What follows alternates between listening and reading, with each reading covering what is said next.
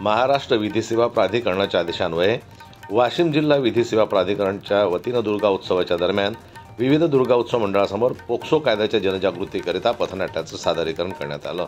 POCSO कायदा काय आहे त्याची माहिती जनतेला होऊन त्याची योग्य ती अंमलबजावणी व्हावी या उद्देशानं सदर पथनाट्य विविध ठिकाणी सादर करण्यात आलं होतं। याविषयी सखोल माहिती असलेली कायद्याची हस्तपत्रके वितरित करण्यात आली।